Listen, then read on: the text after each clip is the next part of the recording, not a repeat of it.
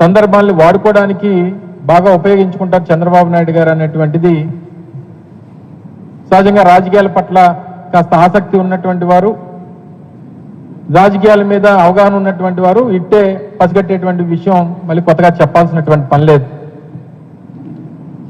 ఈ పరిస్థితుల్లో అసలు మనం గత సంవత్సరం అధికారంలోకి వచ్చినప్పుడు, కూటమి ప్రభుత్వం ఈ రాష్ట్రంలో అధికారంలోకి వచ్చినప్పుడు ఏ కారణం చేత, ఏ హామీల చేత, ఏ హామీలు ఇచ్చి అధికారంలోకి వచ్చింది, ఈ సంవత్సర కాలంలో మనం ఏం నిలబెట్టుకున్నాం, అసలు ఏదైనా హామీ ఇచ్చినటువంటి హామీని అమలు చేసేటువంటి దానికి మనం ఏదన్నా ఆ తపన పడ్డామా లేదా, ఈ విషయాలన్నీ పక్కన పెట్టి గిన్నీస్ బుక్ ఎక్కామా లేదా, లేదా మనకు మంచి పబ్లిసిటీ వచ్చిందా లేదా, మనం బాగా మార్కెటింగ్ చేసుకున్నామా లేదా, ఈ విషయాల మీద ఉన్నటువంటి తాపత్రయం, తపన చంద్రబాబు నాయుడు గారికి ప్రజలకు ఇచ్చినటువంటి హామీల మీద ఉండుంటే బాగుంది అనేటువంటి విషయాన్ని నేను కాదు ప్రజలందరూ కూడా అనుకుంటా ఉన్నారు. సూపర్ 6 అన్నారు, ప్రధానమైనటువంటి హామీలు ఇచ్చారు, ఇచ్చినటువంటి ఏ హామీ పూర్తిగా నిలబెట్టుకునేటువంటి పరిస్థితి లేదు. ఆ ఇచ్చేటువంటి ఆ తల్లికి వందనం కూడా సంవత్సర కాలం నుంచి వైఎస్ఆర్ కాంగ్రెస్ పార్టీ జగన్మోహన్ రెడ్డి గారి నాయకత్వంలో అనేక సందర్భాల్లో వారి మీద ఒత్తిడి తీసుకుని వచ్చి రాష్ట్రంలో పేదవాడు, రాష్ట్రంలో పేద విద్యార్థులు, ఆ పేద తల్లిదండ్రులు ఇబ్బందులు పడతా ఉన్నారు, వారికి ఇబ్బంది కలుగుతా ఉందని చెప్పి ప్రభుత్వం మీద ఒత్తిడి తీసుకుని వస్తే అది కూడా దాదాపు 30-35% కోత విధించి ఇవ్వాల్సినటువంటి డబ్బుల్లో 2,000 రూపాయలు కట్ చేసి ఇప్పుడు ఎంతమంది పడిందో ఎంతమందికి పడలేదో తెలియనటువంటి పరిస్థితిలో ఒక పథకాన్ని అమలు చేశారు. ఇక మిగిలినటువంటి పథకాలన్నింటినీ కూడా ఎప్పుడు అమలు చేస్తారని చెప్పి ప్రజలు అడుగుతూ ఉంటే అసలు ఇంకా పథకాలన్నీ అమలు చేసేసినట్టే, దీని గురించి ఎవరు కూడా మాట్లాడాల్సినటువంటి అవసరం లేదు. ఎవరైనా గట్టిగా మాట్లాడితే అది నాలుగు మందం అనేటువంటి మాట నేరుగా ఈ రాష్ట్ర ముఖ్యమంత్రి గారే అనడం అనేటువంటిది చాలా శోచనీయం. అందుకే రేపు వైఎస్ఆర్ కాంగ్రెస్ పార్టీ కూడా జగన్మోహన్ రెడ్డి గారి పిలుపు మేరకు రాష్ట్ర వ్యాప్తంగా 26 జిల్లా కేంద్రాల్లో కూడా యువత పోరు పేరిట, ఎందుకంటే ఈ ప్రధానమైనటువంటి సూపర్ 6 హామీల్లో భాగంగా నిరుద్యోగులు దాదాపు కోటికి పైచిలకు నిరుద్యోగులు ఉన్నటువంటి రాష్ట్రం. ప్రతి నిరుద్యోగికి నేను ఉద్యోగం అవకాశం కల్పించలేకపోతే 3,000 రూపాయలు నిరుద్యోగ భృతి ఇస్తాను, ఆ నిరుద్యోగ భృతితో మీరు జీవనాన్ని గడపండి అని చెప్పి హామీ ఇచ్చి అధికారంలోకి వచ్చినటువంటి చంద్రబాబు నాయుడు గారు సంవత్సరం బహుశా 14 నెలలు అయిపోతా ఉంది. నేటికి ఒక నిరుద్యోగికి ఉద్యోగం లేదు, ఆ ఉద్యోగం రానటువంటి ఆ నిరుద్యోగ యువతకి 3,000 రూపాయలు ఉపాధి లేదు. దాని గురించి రేపు వైఎస్ఆర్ కాంగ్రెస్ పార్టీ జగన్మోహన్ రెడ్డి గారి పిలుపు మేరకు అన్ని జిల్లా కేంద్రాల్లో కూడా పెద్ద ఎత్తున నిరసన కార్యక్రమాలను నిర్వహించి అన్ని జిల్లా కేంద్రాల్లో కలెక్టర్లకి రిప్రజెంటేషన్ ఇవ్వాలని చెప్పి పార్టీ పిలుపునిచ్చింది. ఆ కార్యక్రమాన్ని రేపు నిర్వహించబోతా ఉంది వైఎస్ఆర్ కాంగ్రెస్ పార్టీ యోజన విభాగం. దాన్ని అడిగితే నిరుద్యోగ వృత్తి గురించి పాపం యువత అడిగితే ఏదో కొత్తగా స్కిల్ డెవలప్మెంట్కి లింక్ చేస్తాం, ఆ పథకం అయిపోయిందని అంటున్నాడు. మరి మహిళలకు ఇస్తామన్నటువంటి 1,500 సంగతి ఏంటి చెప్పండి అని అంటే అది ఏదో P4కి లింక్ చేస్తాం, అది కూడా అయిపోయిందని అంటారు. ఈ ఉచిత బస్సు గురించి ఎప్పుడు ఇస్తారంటే ఆగస్టు 15 అంటారు. సంవత్సరం మరి ఏ సంవత్సరం చెప్పలేదు కానీ ఆగస్టు 15 అని మాత్రం గౌరవ ముఖ్యమంత్రి గారు చెప్పారు. ఇంకా మిగిలినటువంటి పథకాలు అన్నదాత సుఖీభవ అన్నారు, రైతులకి గత సంవత్సరం లేదు, ఈ సంవత్సరం ఇంకా ఎప్పుడు వస్తుందో తెలియదు, ఈ నెలలో వచ్చే నెలలో ఇచ్చేస్తామని చెప్పారు. తల్లికి వందనం గత సంవత్సరం 2024-25 బకాయిలు ఇవ్వలేదు. ఫీజు రీఎంబర్స్మెంట్ కాలేజీలు చెల్లించాల్సినటువంటి డబ్బు ఫీజు రీఎంబర్స్మెంట్ దగ్గర 6-7 క్వార్టర్లు ఇవ్వలేదు. మరి ఏది ఇవ్వకుండా అన్ని చేసేస్తారంటే ఏం చేసినట్టు? ప్రజలు మళ్ళీ మీకు ఎందుకు ఓటేయాలి, ఎందుకు అసలు మీ మాటలు నమ్మాలి అనేటువంటి విధంగా ప్రజలు కూడా ఎంత అమాయకులు అంటే 4 సార్లు నమ్మి ఓటేశారు, ఏ ఒక్కసారి వాళ్ళ నమ్మకాన్ని నిలబెట్టలేదు. చివరికి ఏం మిగిలింది ఆంధ్ర రాష్ట్ర ప్రజలకంటే నేను యోగాంధ్ర ద్వారా ఆ ఆసనాలు మిగిలాయి. ఏ ఆసనం బాగా నేర్పించారు చంద్రబాబు నాయుడు గారు అంటే, నాకు నమ్మి ఓట్లేసినటువంటి ప్రజలకి, నన్ను నమ్మి ఓట్లేసినటువంటి ఆంధ్ర రాష్ట్ర ప్రజలకి తూర్పు తిరిగి దండం పెట్టడం. నిన్న ఎలాగైతే బీచ్ రోడ్లో మొత్తం ఈ చివరి నుంచి ఆ చివరి 35 కిలోమీటర్లు అందరికీ తూర్పు తిరిగి దండం పెట్టమన్నారు చంద్రబాబు నాయుడు గారు. అంటే నాకు నమ్మి నన్ను ఓట్లేసి నన్ను గెలిపించి నన్ను ముఖ్యమంత్రిని చేసినందుకు మీకు మిగిలింది ఇదే, మీకు చివరకు మిగిలింది సూర్య నమస్కారం అని చెప్పాడు చంద్రబాబు నాయుడు సింపుల్గానే. ఇంక అన్నీ అయిపోయి ఇంకెవరు మాట్లాడడానికి వీల్లేదని. పాపం దానికి మోడీ గారిని పిలిచారు, దానికి మోడీ గారు చీఫ్ గెస్ట్, మిగిలిన వాళ్ళందరూ సైడ్ ఆర్టిస్టులు. వాళ్ళు మళ్ళీ దీనికి గిన్నీస్ బుక్ దేనికి ఇచ్చేశారంటే, ప్రజల ఆరోగ్యం, రాష్ట్ర ప్రజల ఆరోగ్యం బాగుండాలని, వాళ్ళు రోజు ఇచ్చేస్తే వాళ్ళ ఆరోగ్యం బాగుంటుంది అన్నటువంటి ఉద్దేశంగా దేనికి చేశారు చంద్రబాబు నాయుడు గారు అని చెప్పి పాపం నిన్న మళ్ళీ ఆ కార్యక్రమం అయిపోయిన తర్వాత కూడా పత్రికా సమావేశం పెట్టాడు ఆయన. ముందో సమావేశం, అయిపోయిన తర్వాత ఒక సమావేశం, అవుతుండే ఒక సమావేశం. ఎన్ని పత్రికా సమావేశాలండి? ఇన్ని పెట్టి ఏమైంది, దేనికి పెట్టారు, ఎందుకు చేశారని చెప్పి పాపం ఎవరు అడిగితే గిన్నీస్ బుక్ కోసం చేశానని చెప్పని అన్నారు. దేశంలో ప్రపంచంలో ఎప్పుడూ కూడా ఎవరు ఇంతమందితో కలిసి యోగా చేయించడం ఎప్పుడు లేదు. అలా చేయించినందుకు మన గిన్నీస్ బుక్ వచ్చిందని చెప్పి గొప్ప చెప్పుకుంటున్నాడు ఆయన. అలా గిన్నీస్ బుక్ ఇవ్వాల్సినటువంటిది నేను అంతమంది యోగాలు పాల్గొన్నాను కాదు. నాకు తెలిసి చంద్రబాబు నాయుడు గారికి అసలు అనేక గిన్నీస్ బుక్ రికార్డులు ఆయన హోల్డర్, ఆయన Guinness book record holder Chandrababu Naidu. దేనికంటే 4 సార్లు నమ్మి ఓట్లేసినటువంటి ప్రజల్ని మోసం చేయొచ్చు అని చెప్పి నిరూపించినటువంటి ఏకైక నాయకుడు నాకు తెలిసి ప్రపంచ చరిత్రలో చంద్రబాబు నాయుడు గారిని మించి ఇంకొక నాయకుడు లేడు.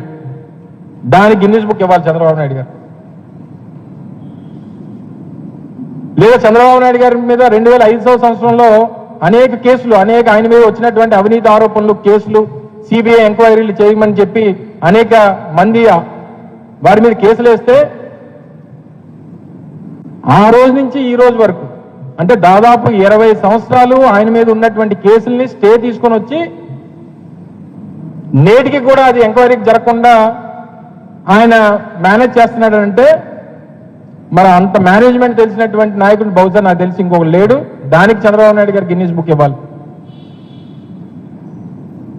నాకు తెలిసి రాష్ట్ర, దేశ, ప్రపంచ చరిత్రలో, ఎందుకంటే గిన్నీస్ బుక్ అనేటువంటిది ప్రపంచం అంతా చూసిస్తారు కాబట్టి, ఒక రాజకీయ నాయకుడు కన్ను ఆర్పకుండా ప్రజల్ని నమ్మించి మోసం చేసి మాటలు చెప్పేటువంటి దాంట్లో అబద్ధాలు ఆడేటువంటి నాయకుల్లో చంద్రబాబు నాయుడు గారిని మించినటువంటి గిన్నీస్ రికార్డ్ హోల్డర్ లేడు ఇంకొకడు. దానికి ఇవ్వాలి చంద్రబాబు నాయుడు గారు గిన్నీస్ బుక్.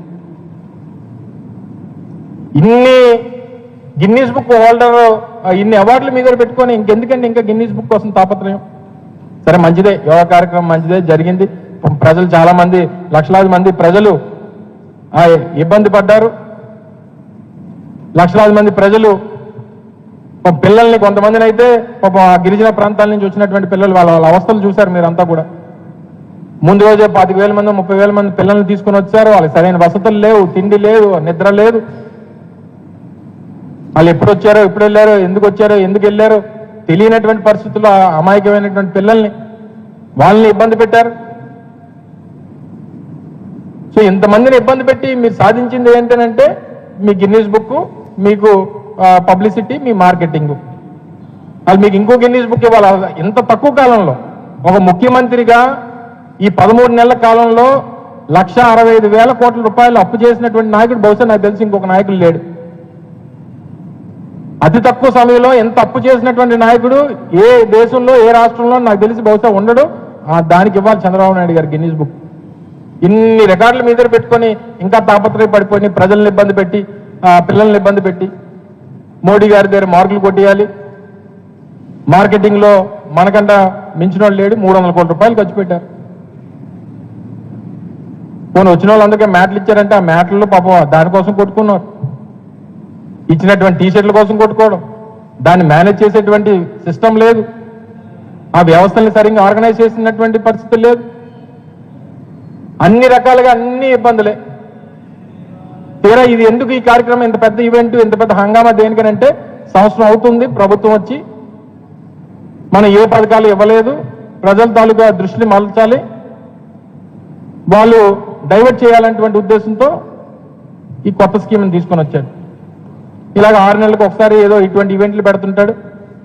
ఒకసారి విశాఖ ఉత్సవం అంటాడు, ఒకసారి యోగా అంటాడు, ఇంకోసారి ఇంకో పథకం, ఇంకొకసారి ఇంకో ప్రాజెక్ట్. మన విశాఖపట్నం, మా ఉత్తరాంధ్ర ప్రజలు కూడా ఎంత అమాయకులు అంటే విశాఖపట్నాన్ని రాజధాని ఇస్తామంటే ఓట్లు వేయలేదు. కానీ ఇలాంటి యోగా కార్యక్రమం ఒకటి పెడితే పొంగిపోతారు, లేదా బీచ్ ఫెస్టివల్ ఏదో పెడితే పొంగిపోతారు, అరకులో 4 బెలూన్లు ఎగరేస్తే పొంగిపోతారు. ఇలా చిన్న చిన్న ఆనందాలకి మేము ఈ ఉత్తరాంధ్ర ప్రాంత ప్రజలు ఆశపడతారు. ఆ ఆశని ఆయన ఉపయోగించుకునేటువంటి పరిస్థితి. డబ్బంతా అమరావతిలో, హంగామా అంతా విశాఖపట్నంలో.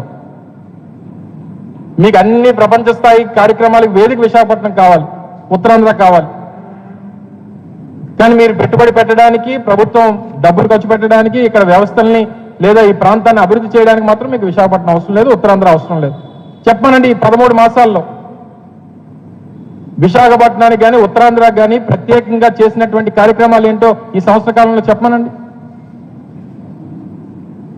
మొదలుపెట్టినటువంటి జిఎంఆర్ ఎయిర్పోర్టు మా హయాంలో మొదలుపెట్టింది. జరుగుతున్నటువంటి ఇక్కడ మాల్ నిర్మాణం జరుగుతూ ఉంది, ఇనార్బిట్ మాల్, అది మా హయాంలో తీసుకుని వచ్చింది. ఉద్యానంలో కిడ్నీ సెంటర్ నిర్మాణం చేసాం, పూర్తి చేసాం. మూలపేటలో పోర్టు నిర్మాణం జరుగుతూ ఉంది, అది మా హయాంలోనే. మెడికల్ కాలేజ్ నిర్మాణం జరుగుతూ ఉన్నాయి, అది మేం చేసిందే. ఇంజనీరింగ్ కాలేజీలు, ట్రైబల్ ఇంజనీరింగ్ కాలేజీలు, సెంట్రల్ యూనివర్సిటీ, ఇవన్నీ మా హయాంలో జరిగినవే. మీరు ఈ సంవత్సర కాలంలో ఇగో ఈ ప్రాజెక్టు, ఈ కార్యక్రమం ఈ ప్రాంతానికి, ఉత్తరాంధ్ర ప్రాంతానికి ఇచ్చేసామని చెప్పానండి. కూటమి ప్రభుత్వంలో ఉన్నటువంటి ఏ నాయకుడని చెప్పానండి. చెప్పడానికి ఏం లేదు, ఎందుకంటే ఏం చేయలేదు కాబట్టి. ఇగో ఈ యాడ్ ఏదో ఇచ్చారు మొన్న, ఇది 12వ తారీఖున మాట్లాడదాం అనుకున్నా. ఆ రోజు ఆ ఫ్లైట్ ఇన్సిడెంట్ అయ్యి మాట్లాడలేకపోయింది. ఇది 12వ తారీఖున వచ్చినటువంటి ప్రభుత్వ ప్రకటన, ఇది ప్రభుత్వం ఇచ్చినటువంటి యాడ్. భోగాపురం ఎయిర్పోర్ట్ పనులు ఇందాక మీకు చెప్పినట్టు ఇది మా హయాంలో తీసుకుని వచ్చింది. ఓర్వకల్ పారిశ్రామిక కారిడార్ కానీ, కడప జిల్లా కొప్పర్తి ఇది కానీ, స్టీల్ ప్లాంట్ ప్రైవేటైజ్ చేశారు. ప్రైవేటైజేషన్కి టోటల్గా పాప ఎంప్లాయీస్ని దాదాపు 3,200 మంది తీస్తారు. అంటే పూర్తి స్థాయిలో ప్రైవేటైజేషన్కి అడుగులు వేసేస్తా ఉన్నారు. మా వైఎస్ఆర్ కాంగ్రెస్ పార్టీ ప్రభుత్వంలో అసలు ఆ కార్మిక నాయకులందరూ కూడా ఒక టెంట్ నడిపి వారి నిరసన తెలియజేసేటువంటి పరిస్థితి ఆ రోజు ఉంటే, ఏ ఒక్కరోజు ఒక పోలీసు కూడా టెంట్ వైపు వెళ్ళలేదు. ఎందుకంటే వాళ్ళు పోరాటం చేసేటువంటి వారి హక్కు అనేటువంటి ఉద్దేశంతో. మొన్న ఒక రోజు మొత్తం పోలీసులు అందరూ కూడా టెంట్లోకి వెళ్ళి కూర్చొని కార్మికులను ఎవరిని రానివ్వకుండా మొత్తం టెంట్ అంతా ఎత్తిపెట్టేశారు. మళ్ళీ ఎవరు టెంట్ వేయడానికి వీల్లేదని చెప్పారు. కాంట్రాక్ట్ కార్మికులు 3,200 మందిని తీస్తారు. ఈ సంవత్సరంలో 3.5 నెలల జీతాల బకాయిలు ఉన్నాయి. ఏమని అడిగితే 10,000 కోట్లు, 11,000 కోట్లు, 12,000 కోట్లు ఇస్తామని చెప్తున్నారు. మీకున్నటువంటి ఫైనాన్షియల్ ఇన్స్టిట్యూషన్స్ నుంచి మీ తాలూకా అప్పుని ఒక ఇన్స్టిట్యూషన్ నుంచి ఇంకో ఇన్స్టిట్యూషన్ మార్చడానికి ఇచ్చినటువంటి డబ్బుని ఏదో స్థానికంగా ప్లాంట్ కార్మికులకో లేకపోతే ప్లాంట్ అభివృద్ధికో ఇచ్చినట్టు మీరు మాట్లాడితే, ఒకవేళ మీరు కాపాడేటువంటి ఉద్దేశం మీకుంటే మీరు ఎంప్లాయీస్ని ఎందుకు మీరు తీసేస్తా ఉన్నారు? రోజు రోజుకి ఎంప్లాయీస్ని తగ్గించుకుంటూ ఎందుకు వస్తున్నారు? మీరు అడుగులన్నీ ప్రైవేటైజేషన్ వైపు ఎందుకు నడుస్తూ ఉన్నాయి? వీటన్నిటి కూడా సమాధానం చెప్పడం మానేసి ఇటువంటి ఈవెంట్లు చేసుకొని మీరు ఏదో పబ్లిసిటీ పొందాలనేటువంటి ప్రయత్నం ఇప్పటికైనా చంద్రబాబు నాయుడు గారు సంవత్సరం అయిపోయింది. మా నాయకుడు చెప్పినట్టు కళ్ళు మూసి తెరిస్తే ఇంక 3 సంవత్సరాలు అయిపోతుంది, ఎలక్షన్లు వచ్చేస్తాయి. 5 సంవత్సరాలకు ఒకసారి మనకి ప్రజాస్వామ్యంలో అవకాశం ఉంటుంది. 5 సంవత్సరాలకు ఒకసారి ఓటేసేటువంటి హక్కు ప్రజలకు వస్తుంది. తప్పకుండా మళ్ళీ మీకు బుద్ధి చెప్పేటువంటి రోజు దగ్గరలోనే ఉంది. మీరు ఇప్పటికన్నా ప్రజలకు ఇచ్చినటువంటి హామీల్ని నిలబెట్టుకునేటువంటి దానికి మీరు తాపత్రయపడండి. సమయం ఉంది, అవకాశం ఉంది. మీరు చేస్తున్నటువంటి అప్పు దేనికి ఉపయోగిస్తున్నారో తెలియదు, ఆ డబ్బు ఎవరికి ఇస్తున్నారో తెలియదు, దేనికి ఖర్చు పెడుతున్నారో తెలియదు. మీరు పడుకున్నా, లేచినా, లేకపోతే ఏ పని చేసినా మీకు అమరావతి తప్పితే మరొకటి లేదు. లేదా అవకాశం దొరికినప్పుడల్లా జగన్మోహన్ రెడ్డి గారి మీద క్యారెక్టర్ అసాసినేషను, ఆయన ఏదో రకంగా దెబ్బతీయాలి, ఆయన ఏదో రకంగా క్యారెక్టర్ అసాసినేట్ చేయాలనేటువంటి తాపత్రయం తప్పితే మీకు ఏం కనబడట్లేదు. మరి మనం చూసాం, ఒంగోలు వెళ్ళినప్పుడు వచ్చినటువంటి జనాన్ని చూసాం, లేదా మొన్న పల్నాడు వెళ్ళినప్పుడు వచ్చినటువంటి జనాన్ని చూసాం. దేనికి వస్తారు ప్రతిపక్ష నాయకులు రోడ్ల మీదకి వచ్చినప్పుడు జనం వస్తున్నారంటే ఏంటి అర్థం? అంటే ఇప్పుడున్నటువంటి ప్రభుత్వం మీద ఉన్నటువంటి వ్యతిరేకతతోనే ప్రతిపక్ష నాయకులు రోడ్డు మీదకి వస్తే ఇంత పెద్ద ఎత్తున జనం వస్తూ ఉన్నారనేటువంటిది మినిమం మీకు ఒక 45 సంవత్సరాల రాజకీయ అనుభవం ఉన్నటువంటి నాయకుడిగా మీరు అర్థం చేసుకోవాలి కదా. అంతేగాని జగన్మోహన్ రెడ్డి గారు 40,000 మంది తరలిస్తే వచ్చేస్తారా జనం? ఏమే అధికారంలో లేమే, లేదా ఎవరు డబ్బులు ఇస్తే వచ్చేసి జనం కాదే. కేవలం జగన్మోహన్ రెడ్డి గారి మీద అభిమానం, ఈ ప్రభుత్వం మీద ఉన్నటువంటి వ్యతిరేకతతో వస్తున్నటువంటి జనం. అది రాయలసీమ అయినా, కోస్తాంధ్ర అయినా, ఉత్తరాంధ్ర అయినా, ఎక్కడికి వెళ్ళినా అంత పెద్ద ఎత్తున జనం వస్తూ ఉన్నారంటే దానికి కారణం ఏంటనేటువంటిది ప్రభుత్వం గ్రహించాలి. ఇవన్నీ మానేసి జగన్మోహన్ రెడ్డి గారి వల్ల జగన్మోహన్ రెడ్డి గారిని క్యారెక్టర్ అసాసినేట్ చేయడం, ఎక్కడ ఏ ఇష్యూ దొరికినా ఇప్పుడు సంవత్సరం అయిపోయింది, 13 నెలలు అయిపోతా ఉంది. మీకు ఏదైనా ఇబ్బంది వస్తే జగన్మోహన్ రెడ్డి గారు, మీకు ఏదైనా మంచి జరిగితే మా వల్ల జరిగిపోయిందని చెప్తారు. ఇది మీకు మొదటి నుంచి ఉన్నటువంటి మీకు మోడస్ ఆపరెండి మీకు ఇది. ఇవన్నీ మానేసి ఇప్పటికన్నా ప్రజలకు ఏదైతే హామీలు ఇచ్చారో ఆ నిరుద్యోగ భృతి కానీ, లేదా ఆడపిల్లలకి ఇస్తానన్నటువంటి ఆ 1,500 రూపాయలు కానీ, లేదా ఫ్రీ బస్సు కానీ, లేదా అన్నదాత సుఖీభావ కానీ, లేదా ఫీజు రీఎంబర్స్మెంట్లు కానీ, లేదా ఆరోగ్యశ్రీ బకాయిలు కానీ, ఇవన్నీ కూడా ఇన్ని పెద్ద ఎత్తున ప్రజలకు సంబంధించినటువంటి ఇష్యూస్ ఇన్ని రోజు కనబడతా ఉంటే ఇవన్నీ మానేసి ఆసనాలు వేసుకుని తిరగడం మానేమని చెప్పి చంద్రబాబు నాయుడు గారిని కోరుతా ఉన్నా. దయచేసి ఇవన్నీ గమనించి ప్రభుత్వం ఇప్పటికన్నా ప్రజలకు ఇచ్చినటువంటి హామీల్ని నిలబెట్టుకునేటువంటి దిశగా వారు పనిచేయాలి. లేదా వైఎస్ఆర్ కాంగ్రెస్ పార్టీ జగన్మోహన్ రెడ్డి గారి నాయకత్వంలో మరింత ఒత్తిడి ప్రభుత్వం మీద తీసుకొచ్చేటువంటి దానికి అనేక కార్యక్రమాలు రూపొందిస్తాం. అందులో భాగంగానే రేపు వైఎస్ఆర్ కాంగ్రెస్ పార్టీ యువజన విభాగం ఆధ్వర్యంలో కూడా యువత పోరు కార్యక్రమాన్ని నిర్వహించబోతా ఉన్నాం. దాని అంతటిని కూడా ఈ ప్రాంతంలో ఉన్నటువంటి యువత, ఈ ప్రాంతంలో ఉన్నటువంటి ప్రజలు, రాష్ట్రంలో అన్ని జిల్లా కేంద్రాల్లో కార్యక్రమం జరగబోతా ఉంది. అన్ని జిల్లా కేంద్రాల్లో యువత పెద్ద ఎత్తున పాల్గొని విజయవంతం చేయాల్సిందిగా మరొకసారి మీ ద్వారా కోరుతా ఉన్నాం. Thank you.